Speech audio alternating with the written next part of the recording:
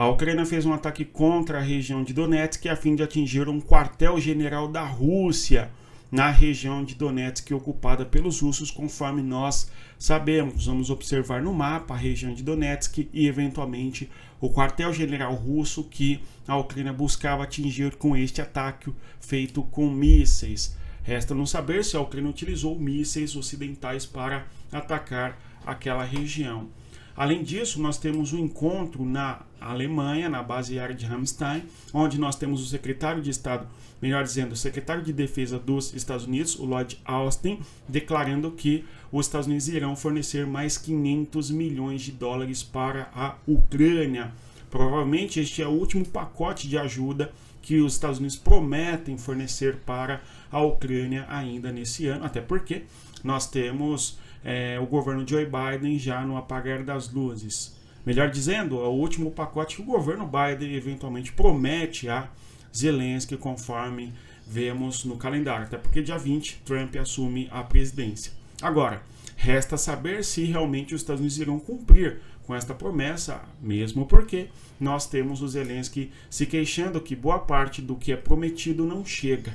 Na foto nós temos aí, como tema importante do nosso tema de hoje, o Zelensky e o Lloyd Austin, justamente no encontro na Alemanha, onde teremos o debate sobre as questões militares. Ramstein é uma base importante aérea no território da Alemanha e nós teremos ali a presença de pelo menos 50 países a fim de discutir questões de natureza militar, tecnológica no âmbito da defesa, enfim. Hoje é dia 9 de janeiro de 2024. Nós temos uma série de temas a serem tratados conforme nós estamos aqui observando. E antes de avançar, eu vou pedir a você, caso o nosso conteúdo ajude a você compreender as questões da geopolítica, deixa o like, se inscreva no nosso canal a fim de ajudar aí o nosso conteúdo. Pessoal, então aqui nós temos o tema primeiro aqui, é esse ataque que a Ucrânia faz contra um quartel-general na região de Donetsk. E aqui nós temos o mundo no mapa, observando justamente o território da Ucrânia e a localidade ucraniana ocupada pelos russos na cor em vermelho e todo o fronte de guerra.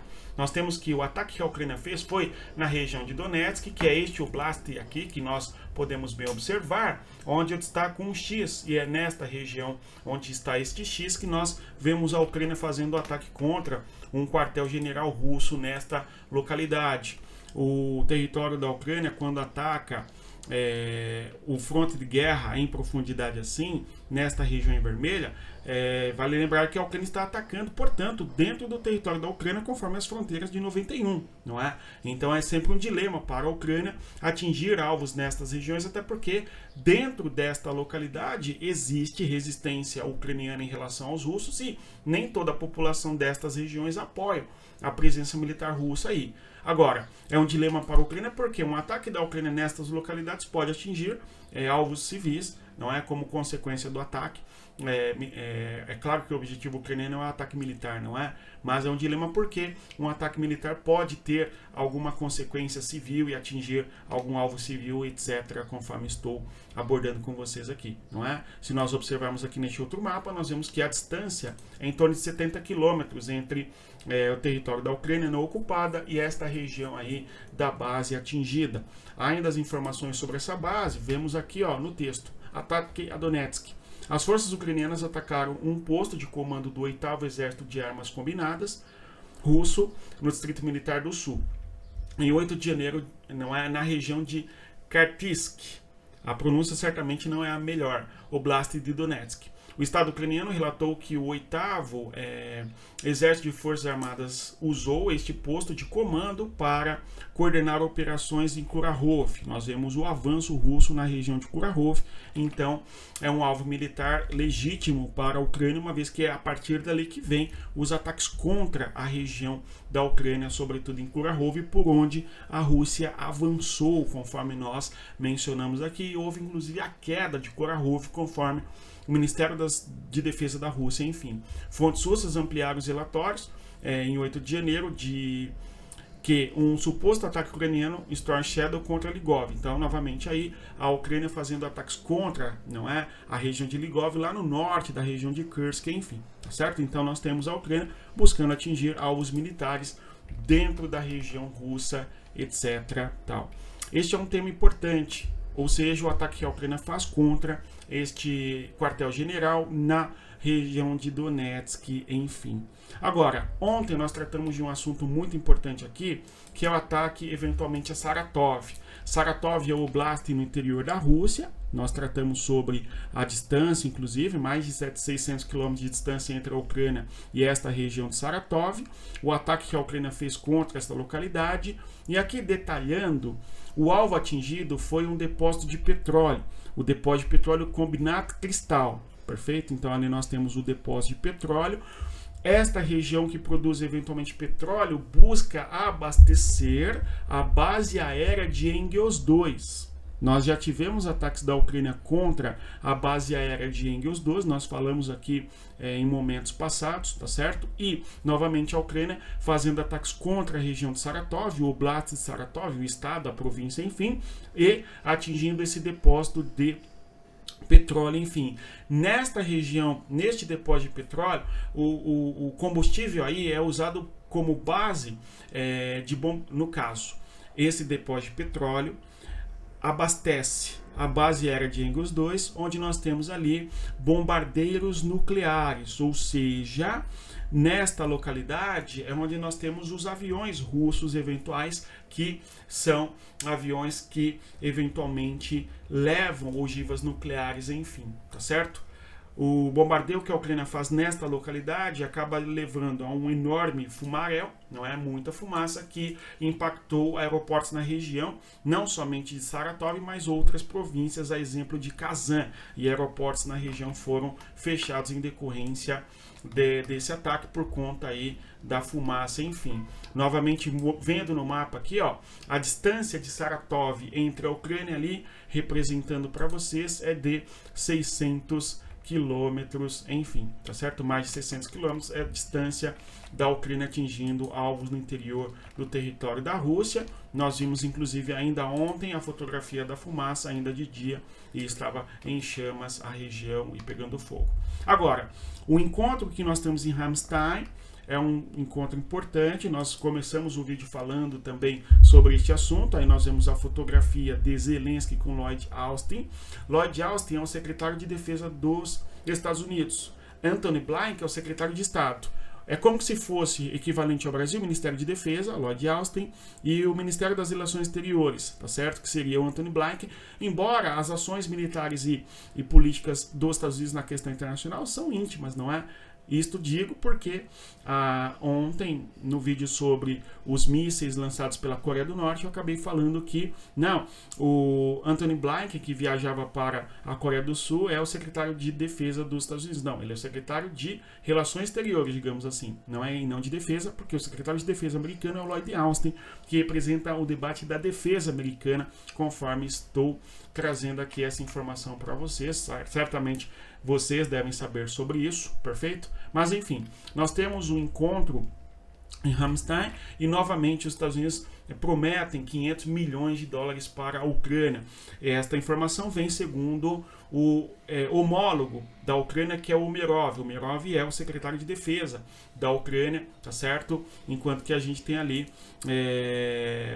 ambos trazendo essa informação. O encontro em Ramstein, no caso o Zelensky falando sobre, né? Vejamos aí, ó.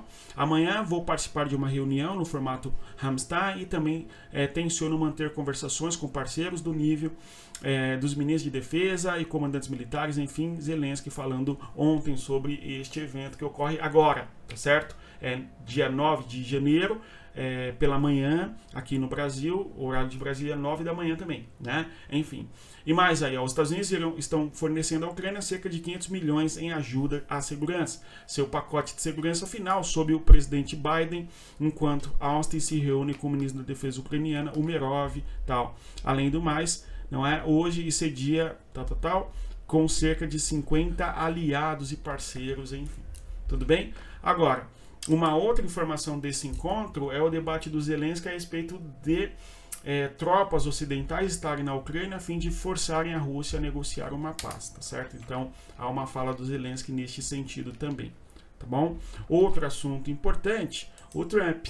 O Trump acusa Joe Biden de ser o responsável pela guerra na Ucrânia e, segundo Trump, Joe Biden é incapaz, incompetente e por isso, portanto, nós temos a guerra entre Rússia e Ucrânia, não é? Vejamos aí a declaração do Trump, ó, acusou o Biden de provocar a guerra na Ucrânia. Eu acho que a Rússia atacou a Ucrânia porque viu que a administração Biden é incompetente. Eles não sabem o que estão fazendo, mas nós sabemos e tudo isso vai acabar. Temos um grande exército, né? É uma ameaça militar que o Trump está fazendo, porque diz que tem um grande exército, enfim. De qualquer maneira, a gente tem aí o Trump quase todos os dias tendo que falar ou falando sobre a questão da guerra na Ucrânia, até porque se espera muito aí do Trump nessa questão, né? Não porque é o Trump, mas porque são os Estados Unidos, perfeito?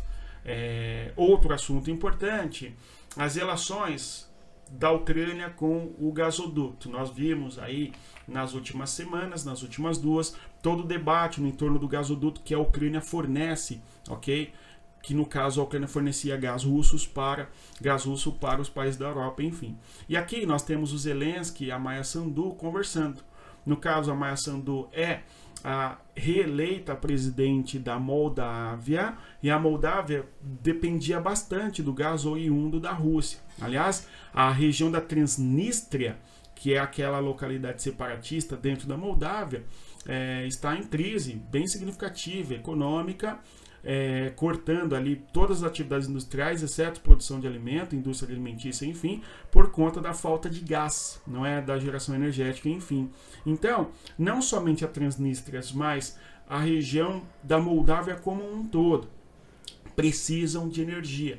E aí o Zelensky discutindo a possibilidade de a Ucrânia fornecer carvão para a Maia Sandu, no caso para a Moldávia, a fim de minimizar os danos e a necessidade, eventualmente, de energia nesta região, até porque sem energia o mundo não existe como nós o compreendemos, certo? Toda a discussão ambiental, muitas vezes, é até bocó, não é? Não, porque nós temos que substituir petróleo, carvão e gás por novas fontes energéticas. Ok, só que petróleo, carvão e gás correspondem a pelo menos 75% de toda a matriz de energia do planeta Terra, né?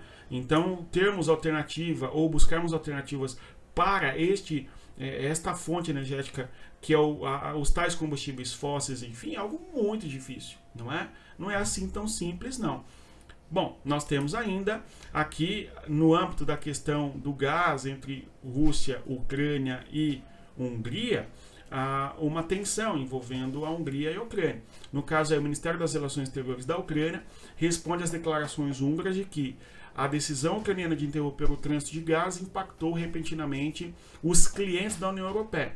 Se a Hungria quiser se juntar à Rússia, à Comunidade dos Estados Independentes ou mesmo à CSTO, que é uma organização de defesa militar, a Ucrânia ficará feliz em ocupar o lugar livre na União Europeia e na OTAN. Ou seja, a Ucrânia está dizendo assim, olha, se você, Hungria, quer fazer parte das alianças com a Rússia, tudo bem, troquemos de lado. Eu faço parte das alianças ocidentais, no caso a União Europeia e a OTAN, enfim. Tá? Então, as rusgas entre a Ucrânia e a Coreia do Norte estão aumentando, ou melhor, continuam. Né? Este é o fato importante. Agora, houve uma pesquisa na Ucrânia, feita por um instituto de sociologia, enfim, tratando da popularidade do Zelensky, não é? A confiança, melhor dizendo, em Zelensky, não é popularidade. Talvez é o homem mais conhecido do mundo hoje, o Zelensky, por conta da guerra entre Rússia e Ucrânia, vejam só, não é? Então, o Instituto Internacional de Sociologia de Kiev trouxe aí uma pesquisa junto a 2.000 ouvidos. Oi, meu amor, você tem que ficar ali. Você não aparece, tá bom? Combinado? Eu quero falar. Já eu deixo você falar. Deixa eu só terminar. Tô terminando. Combinado? Igual naquele dia que você falou com o Henrique. Tá bom? Você escovou seu dente? Então vai lá escovar o dente, lava a mão, que é o tempo. Aí você vem e espera aqui. Aí eu vou falar. Vem aqui gravar. Combinado? Então vai lá.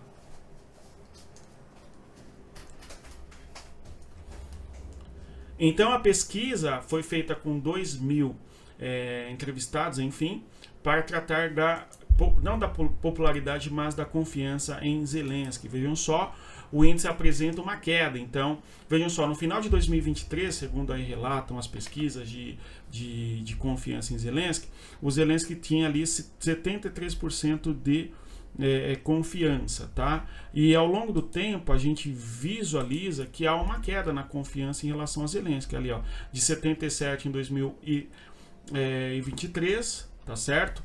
Para 64% de confiança em 2024, 59% e mais recentemente, ok? Então cai aí a confiança no Zelensky.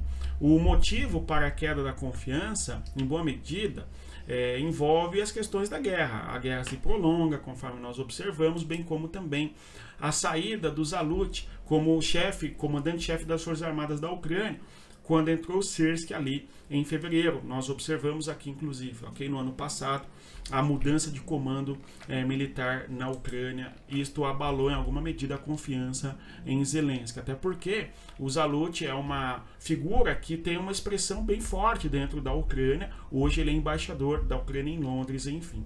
Tá certo? Agora, a Rússia fez ataques contra a Ucrânia, em especial na região de Zaporizhia, tá certo? A Ucrânia foi atacada na região de Zaporizhia, onde o objetivo do ataque russo foi atingir fábrica de motor, no caso infraestrutura, que produz drones. Agora, o grande problema e a enorme tristeza é que esse ataque que a Rússia fez contra a região de Zaporizhia acabou atingindo alvos civis, tá? E por sua vez, infelizmente, nós temos, pelo menos até agora, não é?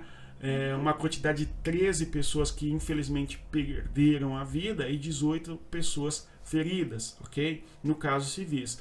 A fábrica de motor é a fábrica Motorsik, nesta região, que fabrica drones. E no mais é isso. Se você chegou até aqui, agradeço a presença. Mais uma vez eu peço a você que deixe o like, se inscreva no nosso canal e divulgue o nosso conteúdo às pessoas que gostam de geopolítica. E claro, reitero sempre a vocês o convite para fazer parte da nossa comunidade geopolítica. O link está na descrição do nosso vídeo. Bons estudos, conforme sempre falo a vocês. Respeito a geografia. Até mais. Tchau, pessoal.